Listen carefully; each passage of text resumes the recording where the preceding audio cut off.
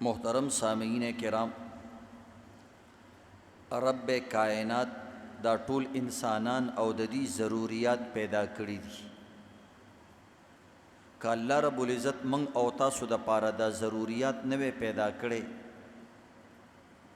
نو د دینه بغیر من او تاسو زندگی ګرانه وا. نو مونږم الله پیدا کړیو، د دنیا د څومره سيزونه چې ضروری دي موږ د پاره دام الله پیدا کړي. نو زمونږ پکې څه شی شو؟ او عزتمندو به ضروریات دو قسمه دي.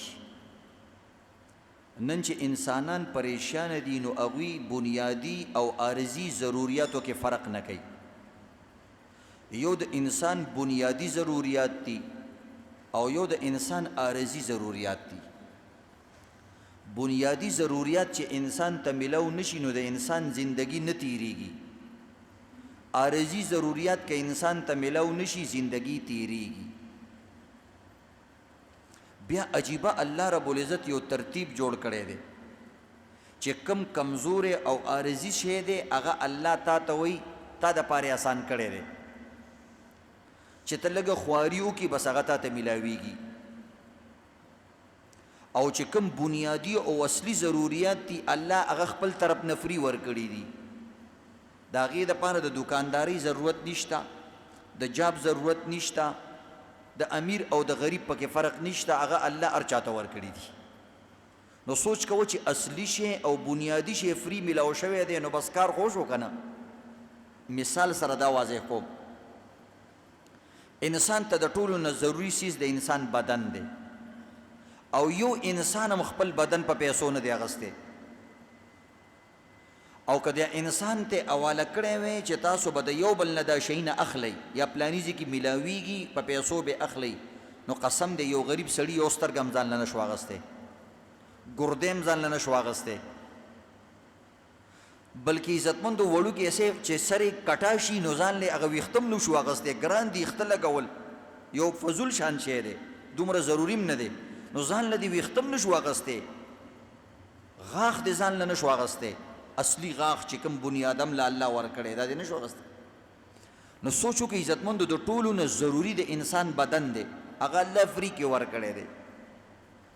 او چا له ورکړی؟ مسلمان له ورکړی، کافر له، نیک لم بد لم، خلا هر چا له ورکړی. د سنې پکې فرق نه دی کړی، زناورو له ورکړی دی. نو د ټولو نه ضروري شیز د انسان دپاره خپل ځان او بدن دی. په هغې باندې د انسان پیسې نه خرچ کېږي. ته وګوره ستا ماشوم چې هر څه خوري غټېږي، په ځنګلونو کې چې کم ماشومان هر څه خوري غټېږي، که ښاریو کې څه خوري هغه هم غټېږي. نو پته ولګې د بنیادي د ټولو نه اصلي ضرورت د انسان بدن دی هغه فری کې میلاو شوی دی، فری آف کاسټ، پیسې پې نه خرچ کېږي. که دکان ته ځي او که نه ځي بس بدن به د سره وي، که تنخوا دې وي او که نه وي الله د نه بدن نه لیوي دا دې د سره وي. دویم نمبر انسان د پاره ضروري چیز چې کوم دی عزتمندو هغه هوا ده. موږ او تاسو ته سا وایو، الله رب العزت هوا هم فری پیدا کړې ده او هر ځای کې موجود ده. غر ته لاړ شه شته، او عزتمندو ښار کې شته، امریکا کې شته، روس کې شته، پاکستان کې شته. الله پکې فرق نه دی کړی چې دا د هندوانو ملک دی او دا د انګریزانو ملک دی او دا د مسلمانانو ملک دی. وایي ستاسو اصلي ضرورت چې کوم دی هوا ده، فری واخلئ، خو چې ګډ وډ نه شئ. او دې کې فرق کوه ګورئ چې اصلي ضروریات زموږ چا پوره کړي دي؟ الله. په پیسو کېږي نه نو. نو دویم نمبر هوا د عزتمندو هغه انسان ته څه میلاویږي؟ فری میلاویږي. بل عزتمندو انسان دپاره ګرمي او سردي ضروري ده. ګرمایش او عزتمندو دا یخوالی دا د انسان دپاره ضروري دی او دا الله رب العزت په دنیا کې فری جوړ کړی دی. تاسو وګورئ عزتمندو که انسان 3 منټو پورې ساه بند شي دته اکسیجن نه میلاویږي، هوا نه میلاویږي، بس دا مري. د دنیا ټول دولت دی تا سره وي خو چې هوا درته نه میلاویږي مرې. او د دې پته موږ ته په کرونا کې ولګېدله. وایي سړی په اکسیجن شو، چې لږ به دې د هغه د خولې نه هغه څیز را بار کو ټوپونه به وال بار هوا موجوده م وه بیا هم پکې ستا نه شو اخیستی هغه. نو عزتمندو هوا الله فری جوړه کړې 3 منټه بس د ساه بنده پوزه خوله بنده کا مري قصه دې ختمه که بادشاهي که ګدای که امریکنۍ که مسلمانې قصه دې ختمیږي. دومره قیمتي شیز الله موږ او تاسو له فری را کړی دی چې د دې نه بغیر موږ 3 منټه وخت هم نشو تېرولی دنیا کې. او دا شان عزتمندو دا گرمایش نه دی دا زموږ ضرورت دی دا الله فری جوړ کړی دی. که یو انسان ته عزتمندو یو بیماری د هغې ته هایپوترمیا وایي. هایپوترمیا چې انسان ته وشي نو د انسان په بدن کې دا درجه حرارت دا گرمایش کم شي. انسان د پاره عزتمندو 98.6 فارنهایت ګرمي پکار ده. تاسو ته کې د خېلي په دې خوله کې تاسو ته د تبې په وخت کې ترمامیټر کېږي نو چې 98 پورې ستا دغه ویزا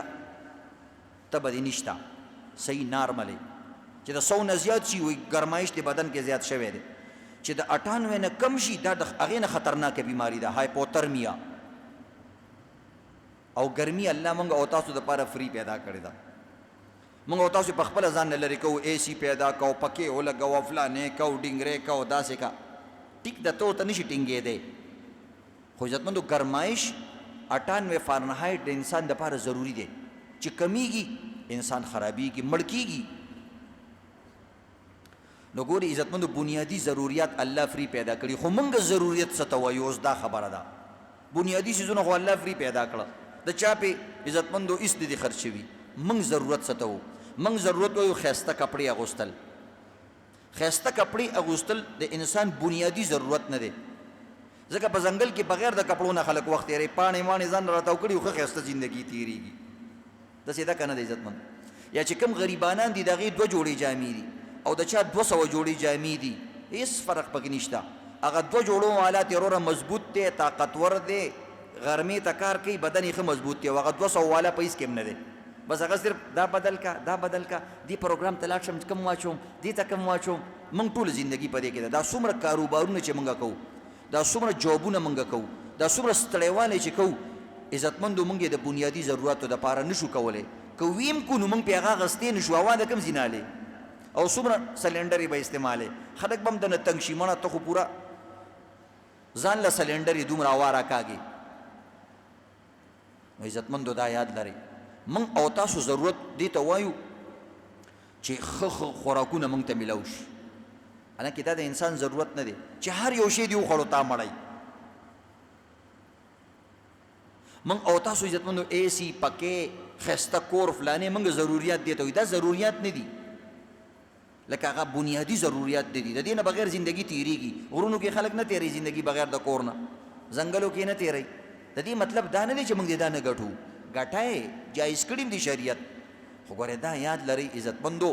دا موږ او تاسو چې پریشانه یو دا موږ د عارضي ضروریاتو دپاره پریشانه یو چې د ژوند په دې باندې دومره دارومدار نشته. اصلي ضروریات موږ له الله فری را کړي دي. وایي مزې کوه هوا به تا ته میلاویږي د 2 کروڑ روپو ګاډی دی د 10 روپو د هوا نه بغیر نه ګرځي دومره قیمتي هوا ده چې ټیر پنچر شي د ګاډي نو که د 2 کروڑ روپو ګاډی می مزل نه کوي که ته ورته چې خدای دې غر کا ګاډیه 2 کروڑ روپۍ مې د باندې لګولي نو د 10 روپو هوا ته ستاسو ضرورت دی اب ورته ته مینټلی تاکي مواد د هوا د وجې نه روانې دا روح در کې هوا نه ده نو بس گزاره کوه. بنیادي ضروریات الله فری پیدا کړي دا موږ چې پریشانه یو دا موږ عارضي ضروریاتو دپاره هسې عیش ماش چې ورته موږ وایو او عزتمندو عیش و عشرت چې ورته وایو نو د انسان هېڅ زندګي نه د عزتمندو که دا بنیادي ضروریت دی الله راخکل قسم دی د دنیا دا ټول عارضي ضروریات به دنه پاتې نو دې وجې نه سوچ کول پکار دي چې موږ او تاسو عزتمندو د دنیا دپاره او د دنیا د دې عارضي څیزونو دپاره خدمت خو کوو سروس کوو کار به کوو خو ځان به ډېر نه پریشانه کوو ځکه چې بنیادي څیزونه موږ سره هسې شته خبره پوه شوې. نو بیا الله انسان څه دپاره پیدا کړی چې جسم یې ورکړی بنیادي څیزونه الله وایي ته ما د خپل رضا دپاره پیدا کړی خپلې مینې دپاره مې پیدا کړی، د یو بل سره د مینې دپاره مې پیدا کړی. بنیادي شیزونه دله ما درکړي، بس لږ شان خواري کوه، دکان ته ځه نازه چې ماښام دپاره سیر وړه پیدا کې. که وړه نه شو بسکټ خوره، که بسکټ نه جوار خوره. ما یو شی هم نه دی بند کړی، یو شی نه بل نو بل نو بل نو بل 50 شی نه دي. دا مونږ په غنمو باندې دومره ځان عادت کړی دی چې زموږ چې غنم نه وي که نه د دنیا هر یو شی مونږ ته میلاو شي، د اروام نه مړېږي. روټۍ چې پکې نه وي خوند نه کوي. ته لاړ شه بنګالیان روټۍ خوري. بنګالیان څه شی خوري؟ وریجې. هغوی ته روټۍ هغوی روکه مړه وریجې روټۍ څه ته وایي؟ اصل شی خو وریجې دي، هغوی وریجې ته وایي.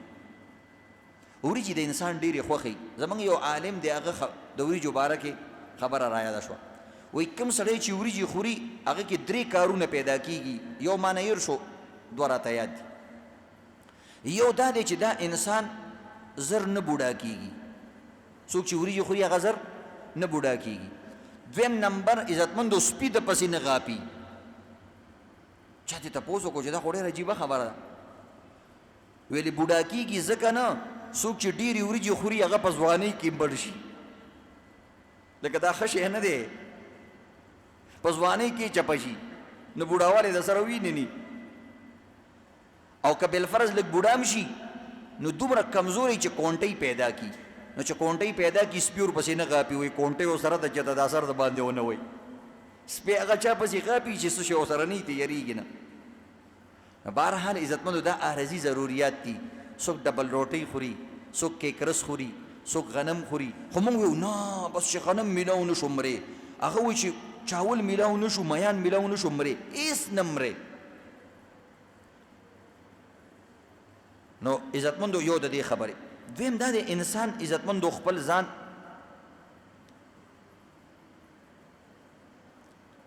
او خپل حیثیت نه دی هېرول پکار. کم انسان کې تکبر پیدا کیږي، کم انسان کې انانیت پیدا کیږي، کم انسان کې خودغرضی پیدا کیږي، کم انسان کې د الله نافرمانی پیدا کیږي، مخلوق باندې ظلم پیدا کیږي چې دنه خپل حیثیت هېر شي. کم انسان چې په خپل حیثیت باندې خبرې چې زما څه حیثیت دی دنیا کې، نو بیا پښتانه وایي سړی خپل صادر سره خپې غځوي. دا خپې ولې بار شي؟ انسان وایي که زما دا صادر غټ دی نو خپې غټېږي. چې لږه یخني وشي واپس یې راټولېږي، بیا چې لږ بر پې نور ولګېږي واپس خپې راغونډې کړي. و یار دا صادر خپل صادر سره خپې غځول پکار دي. د دې مطلب دا دی د خپل حیثیت مطابق دنیا کې زندگی تیرول پکار دي. د الله حیثیت پک هېڅ کله نه هېرې. چې تو هر څومره غټ شي نو الله خو څه کې د الله یو ادنا زناور دی، د میخې د سنډان هم نشي غټېدی. ته خو الله سوچونه کې ته هېڅ حیثیت نه لرې. ستا د دستونو یو حیثیت دی، یو دستونه د باندې ولګېږي د کټ هم نشي پاسېدی. په سترګو چې د پرده راشي ګلالۍ سترګې دې لیدل نشي کولی.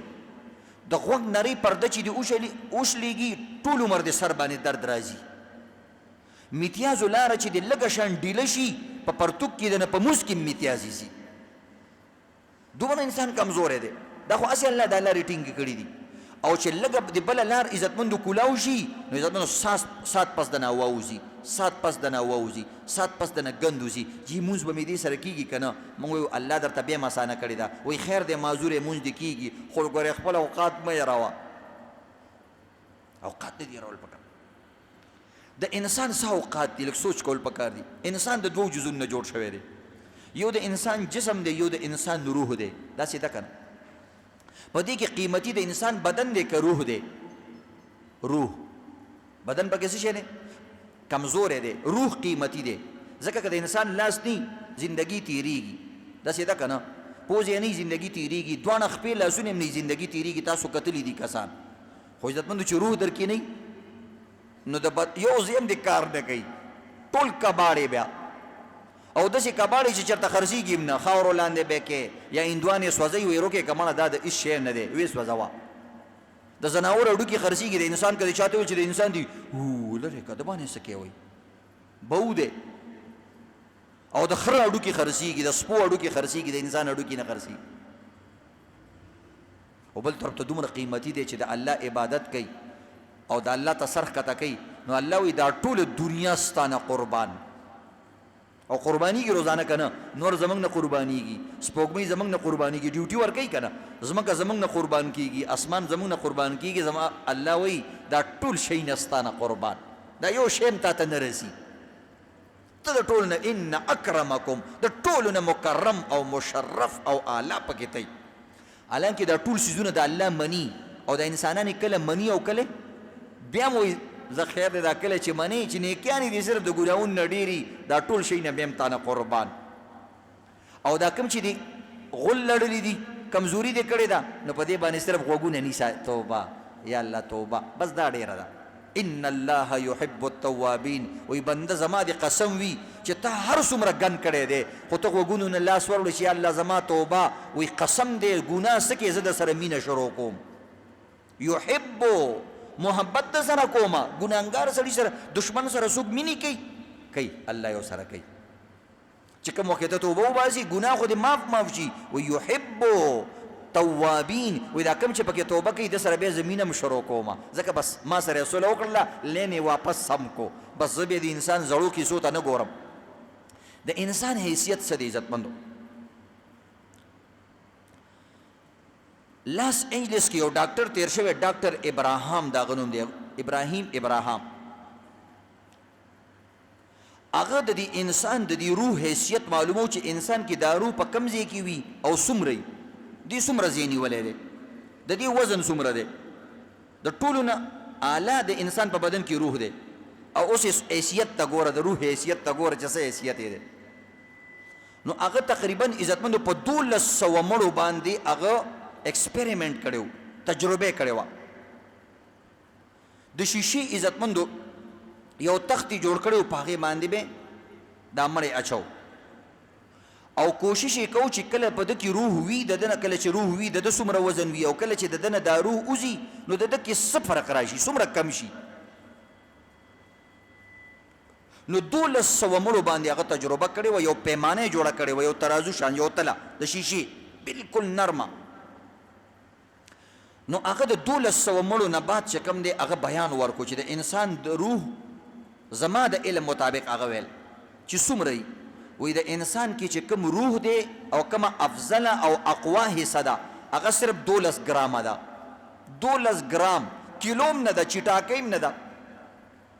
صرف 12 ګرام د انسان د روح حیثیت ده او دا کوم ځای کې هغه قول مطابق وی دا د انسان د پیپړو کې د دې په دیوالونو کې دا درزونه وی انسان کې څنګه چې انسان کې دا سوري دي دا کنه پیپړو کې خپل درزونه سوري دي دا پدې کې پرتای صرف 12 ګرام او انسان ټوپونه څومره وای عزتمندو 12 غزه ټوپونه وای باز پکې وای ز شل غزه ټوپ وام او ټول پکې عزتمندو زور 12 ګرام پروت دی چې 12 ګرام تی وزي نو بس به یې زم نشي کوله په خپل خوځې دیم نشي سلور کسانی نشي به وړي 12 ګرام څه ته وای 12 ګرام دې ته ویل کېږي دا ګوتې دسي خاور راوچته کا یو ځل چې داسې لکه خاوره غزار کې شپږ پیري چې دومره د ګوتو کې خاوره راوالي چونډۍ شپږ چونډۍ خاوره 12 ګرامي یا 15 ټیشو پیپر نه دي 15 ټیشو پیپرو مقدار 12 ګرام دی یا په پیست ټماټر یو پارا دا صرف 12 ګرامه ده یا د دې چې کوم دا بره چلکه ده دا 12 ګرامه ده دا د انسان چې دا دومره ټوپونه وای دا 12 ګرام روح لرونکې انسان د تکبر عزتمندو آسمان ته رسی الله رب العزت وی انک لن تخرق الارض ولن تبلغ الجبال طولا هي زما بنده تکبر مکوا ست چې کوم دې غر سره ډغری نشي واله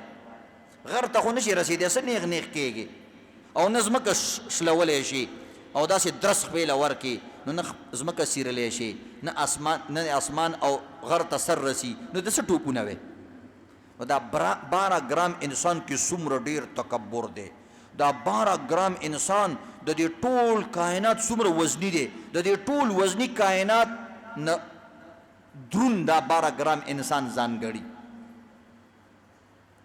نو زمون حیثیت دغه حیثیت چې روح زمون اعلی حصہ ده هغه 12 ګرام ده او دا 12 ګرام دومره کمزور شی دی چې کله تمرې کنه او یو اٹکیو کې بس هغه 12 ګرام د نبی تلی یو اټکی سره د انسان د کلمو نه وځي. دومره کمزوری شی دی چې یو اټکی وکړي او یو سلګۍ وي بس بیا د ساوتي د کلمو د دغه سورونه د دغه رګونو نه او د بدن د یو عزتمندو سوري نه چې کوم دی راښکلی شي دا په دې یو اټکي سره په یو ټوخي سره په یو جړق سره. ان بطش ربک لشدید د الله نیول داسې دي چې د راوباسي په یو سکند کې دله جړق درکړي او دا سادي راوځي. نو د دې وجې نه عزتمندو خپل حیثیت چې کوم دی دا نه دي هېرول پکار. او په دې 21 ګرام روح سره عزتمندو څومره لالچونه موږ کې پراته دي منونه اعتبار سره، څومره دشمنۍ زموږ په زړونو کې پراته دي، څومره بغضونه پراته دي، څومره تکبر پروت دی، څومره انانیت پروت دی، څومره ظلم اور بربریت پروت دی. دا دی 21 ګرام روح زموږ او تاسو دا ټول څیزونه په سر باندې اخیستي دي. موږ په هغې باندې غټ بوج جوړ کړی دی. انشاءالله ځان نه به ګناهونه کمو که نه انشاءالله. نو دویمه خبره دا شوه عزتمندو. دریمه خبره دا ده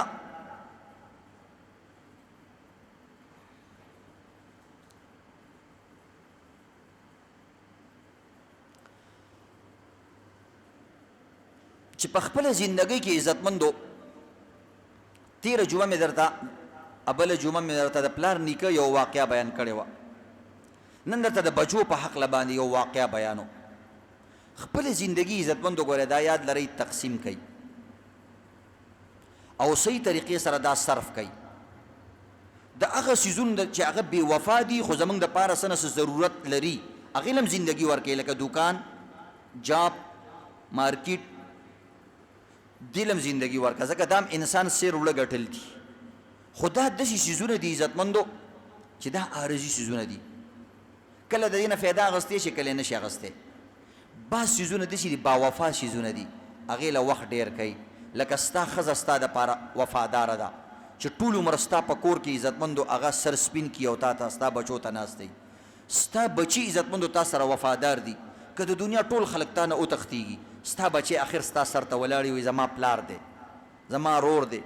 او دغه رنګې ستا خاندان فیملی او د فامیل چې کومه زندګي ده دا وفاداره زندګي ده.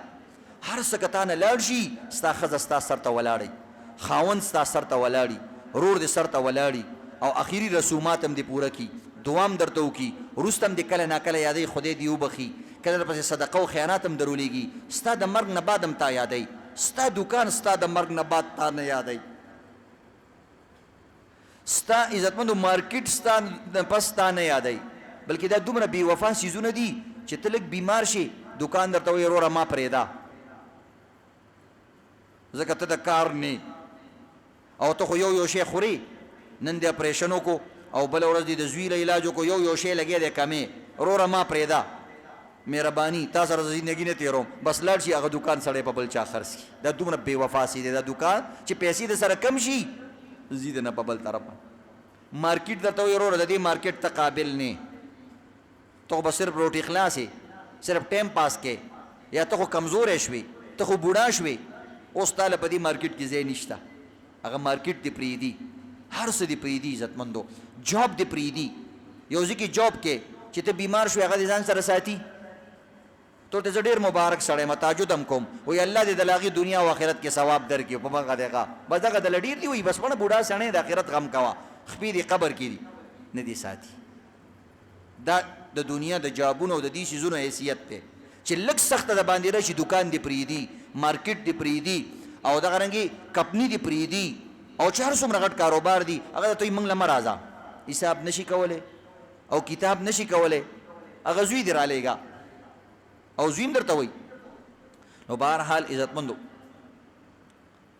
په امریکا کې سیاټل شهر کې یو مشهور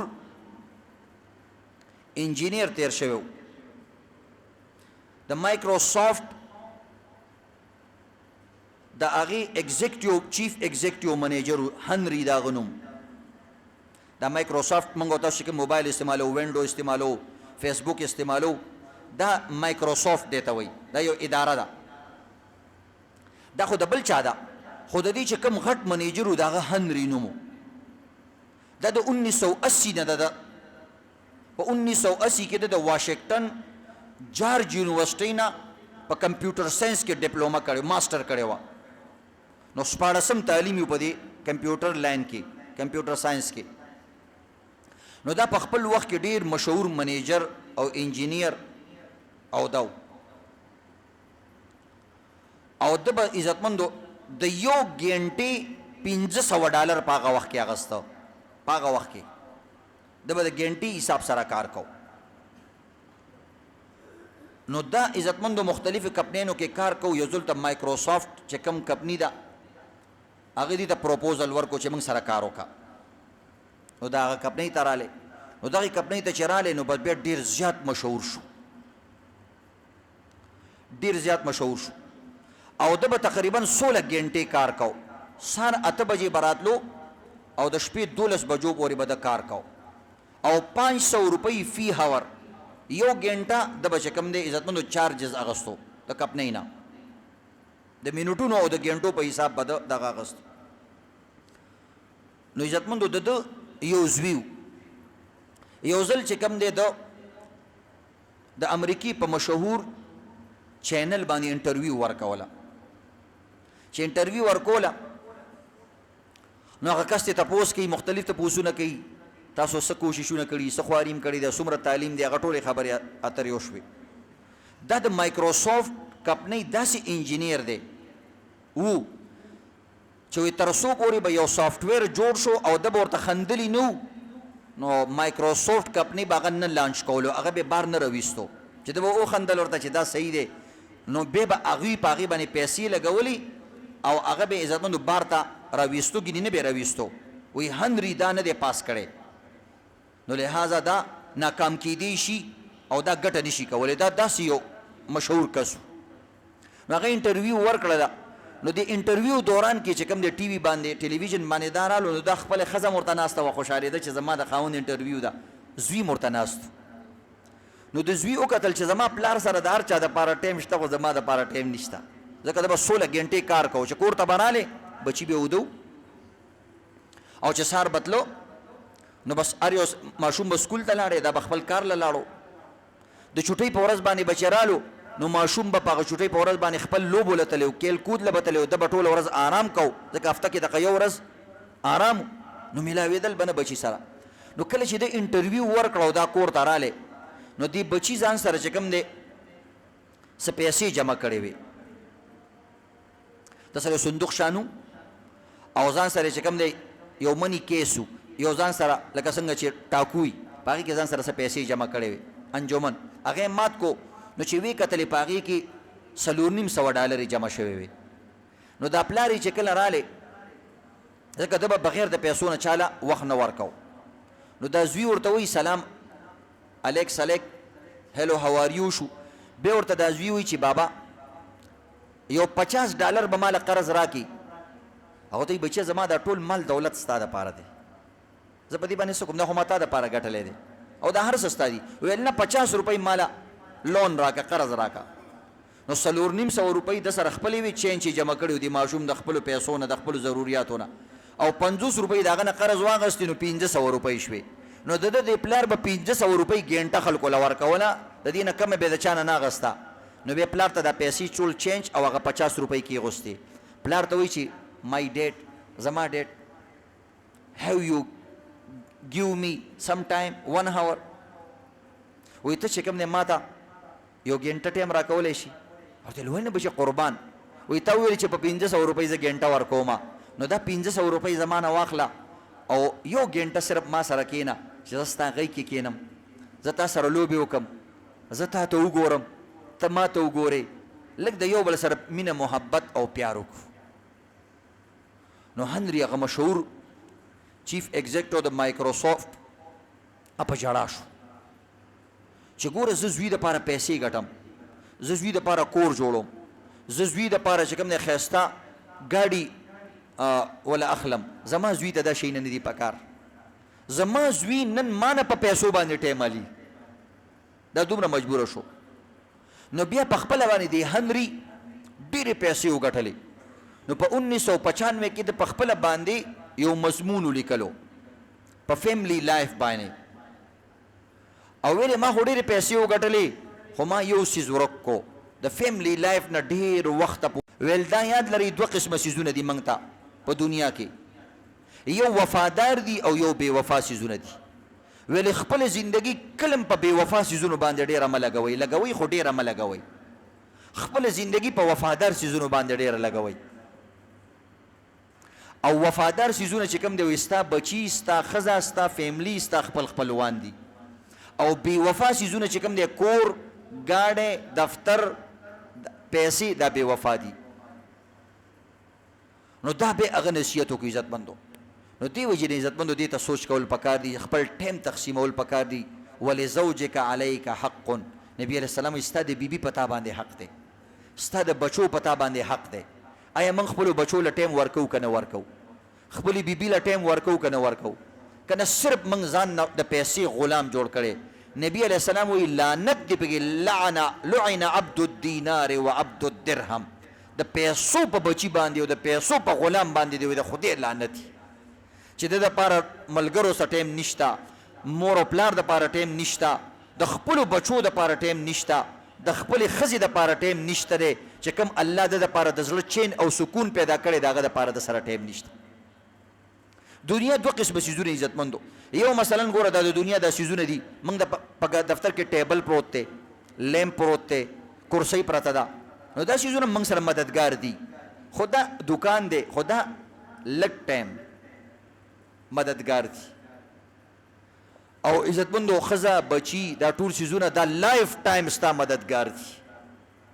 که ته ښه یم تا سره وي چې ته بیمار یم تا سره کرسۍ موټر عزتمندو ټول وخت کې تا سره نه چې ستا ملا کې درد پیدا شي موټر دې ته ته وایي وروره موږ خو جقیږو را جقیږو ګډیږو را ګډیږو موږ سره د یارانه نشته دی ځه په ارام کښېنه کونټۍ واله همداسې ځه راځه هغه خپل موټر درته انکار وکړي او که ګډېدی را ګډېدی شي نو کښېنه پکې وایي موږ خو هیپي لایف تېرو ښه مزېدار د ګډا زندګي جقېږه را جقېږه او ته جقېدی ته نشي ټینګېدی کرسۍ تا ته انکار وکړي دکان تا ته انکار وکړي دا ما تاسو ته وویلې او عزتمندو مارکیټ تا ته انکار وکړي ستا سینیر افسر تا ته وایي وروره ته نور کار نشي کولی دکان ته مه راځه او دغه رنګې کپنۍ ته مه راځه نو دا ټول څیزونه عزتمندو عارضي څیزونه دي او بچي او ښځه فامیل دا انسان ته عزتمندو د انسان زندگی دا ډیری ځکه خوشحالۍ سره د انسان زندگی کې خیر او برکت راځي نو انشاءالله خپل فیملی له به وخت ورکو که نه انشاءالله بعضې کسان داسې عزتمندو هغه د څاروو په شان زندگی تیروي د هېڅ د خبر نه یو انسان و هغه به سهار وختي دکان ته تلو یا کار ته تلو یا جاب له تلو چې هر څه له تلو ډېر وختي به تلو او ډېر زیات ناوخته به راتلو نو یو ځل د چا تپوس وکړو ورته یې لږه ستا څو بچي دي هغه ویل زما 15 بچي دي ویلې څومره دي هغه ورته یو دومره دی یو دومره دی بل دومره دی بل دومره دی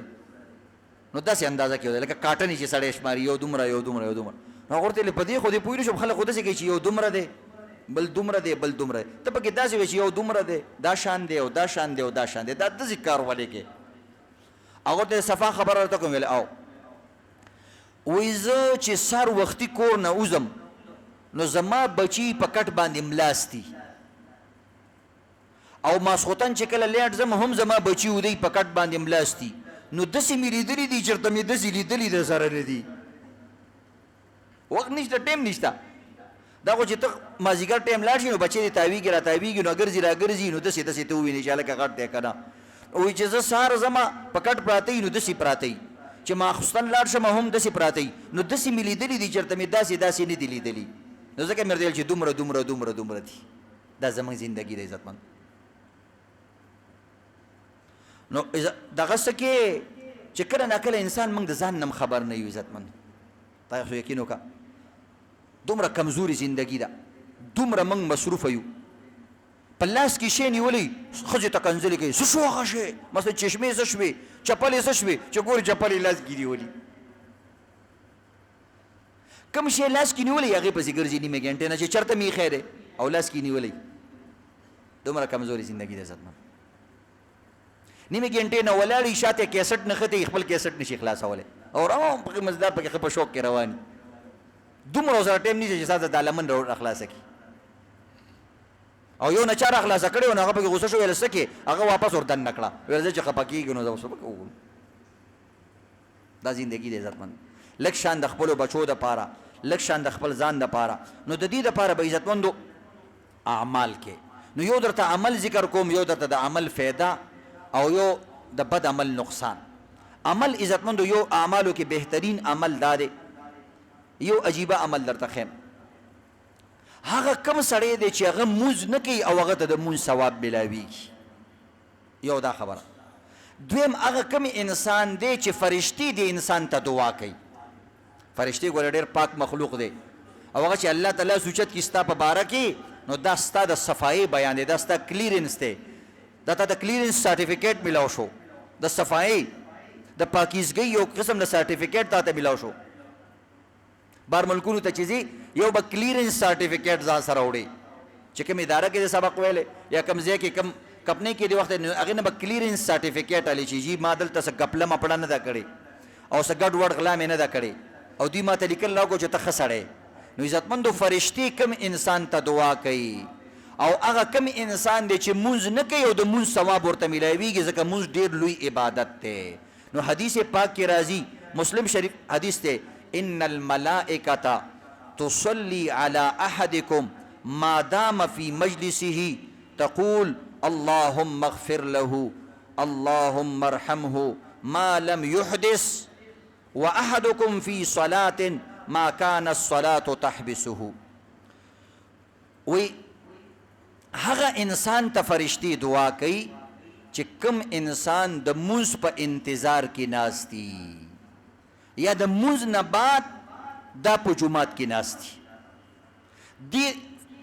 انسان ته فرشتي عزتمندو دعا کوي دو دعاګانې اللهم اغفر له اللهم ارحمه یا الله ګناهونه ورته معاف کړي او یا الله نورم پې رحم وکړي ډېر ښه سړی دی نو فرشتي درته داسې دعاګانې کوي نو دی وجې نه د مونځ په انتظار کې چې کوم ناستی یا دغه رنګې د مونځ نه بعد ناستی او دغه رنګې هغه کوم انسان دی چې هغه ته مونځ نه کوي او د مونځ ثواب بلاویږي دا هم هغه انسان دی چې کوم انسان د مونځ انتظار کې 10 منټه 15 منټ مخکې راغلی وي او دا د مونځ په انتظار کې ناستی دته د مونځ ثواب بلاویږي او تر هغه وخته پورې ملاویږي او فرشتي ورته هغه وخت پورې دعا کوي چې دوه کارونه دا ونه کړي یو دا عزتمندو چې اودس مات نه کړي چې اودس دې مات کو جومات کې ناست دي ګناه نشته دی خو فرشتي به درته دعا نه کوي او دا وخت به دې په مونځ کې نه شمارلی کېږي دویم نمبر دا چې چاته تکلیف نه ورکې تکلیف دا دی چې مثلا ناست دی او د چا غیبت کې نو بیا درته دا ثواب نه بلاویږي نو انشاءالله د دې نه به ځان ساتو که نه دویم قسم عزتمندو دا یاد لرئ یو د عزتمندو جاری نیکي او یو د جاری بدی دې باندې ځان پوه کې دا کې یو ډیره فایده مند ده بل ډیر نقصانی ده هغه نیکی چې تا لږ سات له وکړه او جاری نه ده د دې دومره ثواب نه میلاویږي هغه بدی چې لږ سات له وشوه خو چې جاری نه نو دومره ګناه پکې نشته خو بعضې ګناهونه داسې وي دا جاری وي بعضې ګناهونه داسې وي بعضې نیکیانې داسې وي چې هغه جاری وي نو نیکیانې داسې افضل دي ګناهونه دغسې ډېر بد دي مثلا سوچ وکړئ عزتمندو یو انسان غلط پوسټ ورکړی دی یو انسان په فیسبوک باندې ګانا ورکړې ده یو انسان چا باندې الزام او بهتان لګولی دی او هغه په نیټ باندې شیر کو که د ډیلیټ کړم دی خو د نورو کسانو سره شته او د ده د طرف نه شیر کوي چې فلاني داسې ویلي دي چې دا فلانۍ ښځه بدکاره ده دا فلانۍ مولا داسې دی دا فلانۍ مارکیټ والا داسې دی فلانۍ داسې دی هغه خو شیر کوي ځکه په دې باندې هغه ته ویوز میلاویږي او هغه ته پیسې میلاویږي بعض صورتونو کې نو سوچ وکړئ عزتمندو چې قبر کې ته پروت او قبر کې تا ته اعلان وشي فرشته درته وایي چې مبارک شه تور دی چې څه چل شوی او تا ته وایي چې ستا ګناهونه 98 دي خو ستا نیکیانې 100 دي صرف په 2 نمبر باندې پاس شوې نو عزتمندو دا انسان به څومره خوشحالی خو چې دې دوران کې دا فرشته تا ته خوشخبري بیانوي چې ستا نیکیانې خو 100 دي او ګناهونه دي مثلا 50 دي یا 98 دي ته خوشحالي چې څنګه درته عزتمندو فرشتې د نزي را واپس شي درته وایي چې سړیه ته خو واپس چپه شوې خدای چې موږ خو د دې نه پس هېڅ هم نه دي کړي زه خو مړی یم ما د دې نه پس څه کړي ګناهونه مې 98 دي او نیکیانې مې 100 دي نو د دې نه پس خو ما هیڅ هم نه دي کړي دا د مخامخ تاسو ته پروت یم تا ته وایي چې تا داسې پوسټ ورکړی و تا داسې یو جاري ګناه کړې وه چې ستا نه ده کړې ستا د وجې نه بل چا کړې ده او راشه نمبر یې دې وګوره ګناهونه دې 1000 ته ورسېدل 1000 ته ورسېدل پردي ګناهونه ستا په سر باندې په قبر کې رال پرېوتل پاس شوی انسان وي او واپس یې د نه ټرافي او کپ د لاس نه واغستو ویل وروره فیل شوی نو که انسان شروع نه فیل شوی دومره خبره نه خو چې پاس انسان فیل شي او دغه رنګ عزتمندو انعام ته واپس والی د ده زړه چوي عزتمندو دغه شان یو ګناهګار انسان به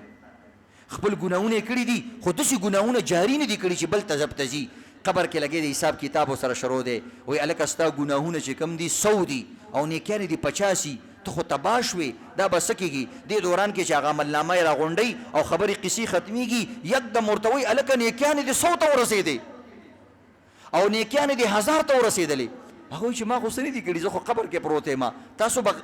غلطې شوي فرشتې نه غلطېږي هغه ورته وایي ستا زوی حافظ قرآن دی نن یې حفظ وکړلو تا مدرسه کې کېنولی و ستا بچی چې کوم دی عالم دی نن د هغه نه 200 کسان فارغ شو تا یو ځای کې چې کوم دی اسپتال جوړ کړی و د هغه نه دومره مریضان فارغ شو تا یو ځای کې دومره چې کوم دی مثلا یتیمخانه جوړه کړې وه نن هغه دومره کسانو ته فایده ورسېدله هغه ټولې نیکیانې ستا په کاته کې ولیکلی شوې او فیل انسان وي او الله پاس کړې نو انشاءالله ګناهګار خو ټول یو عزتمندو خو د داسې ګناهونو نه به ځان ساتو که نه چې هغه جاري ګناهونه نه وي فیسبوک به استعمال صحیح طریقې سره کوو که نه انشاءالله د نیټ استعمال به صحیح طریقې سره کوو که نه انشاءالله الله دې عمل کول توفیق راکړي